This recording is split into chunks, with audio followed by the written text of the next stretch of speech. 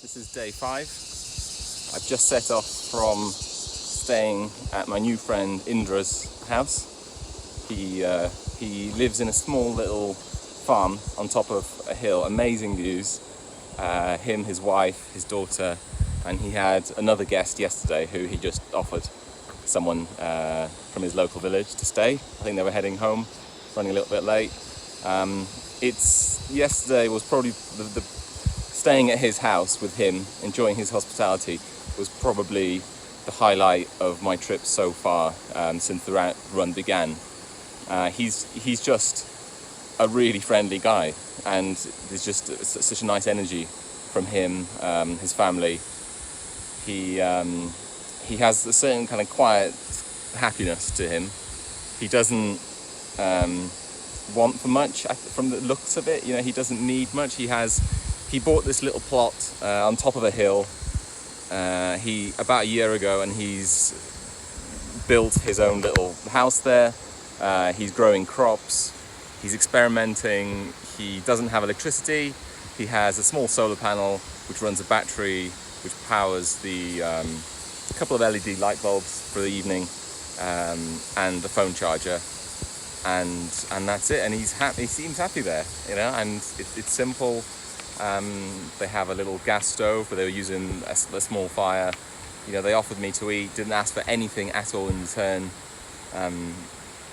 It's just life affirming. You know, it was just really, really enjoyable. And that kind of experience is exactly why I wanted to do this kind of cultural trip, rather than it be like see how fast I can do it, or do it up in the mountains or whatever. I wanted to go through these tiny little villages and have these kinds of experiences. This is exactly why I'm here. Really happy for that to have happened yesterday. It's lifted my energy levels. I feel rested, great for today. I camped. He offered me to stay inside the house, but it was just such a nice spot to camp. I set my little my tent up in his garden and overlooked the valley. Really nice, really nice. I forgot to mention about the chap I stayed with yesterday. He happened to mention quite modestly that a while ago he actually stood for local elections as a councillor, and he also founded a university in the local town. So, but yeah, he's just totally humble. He's got this little plot that he said he wants to retire on. He seems happy there, but he seems like a really great guy. He founded a university, and he works in the university that he founded as an English teacher. He got a load of funding from US Embassy, I think, to start it up, and now it's totally community run.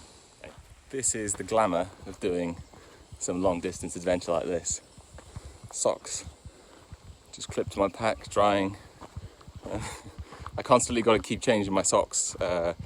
They either get the ones on my feet either get wet through sweat, or there's a lot of water everywhere, lots of streams crossing the paths. So if it's deep, I have to take them off, wade through, put them back on. They inevitably get a little bit damp. Or if it's shallow, I kind of try to run across. Sometimes get a little bit wet. So I keep alternating the socks. The ones up here dry pretty quickly in the sun, and as soon as they get dry, I switch to the ones on my feet and just keep switching like that.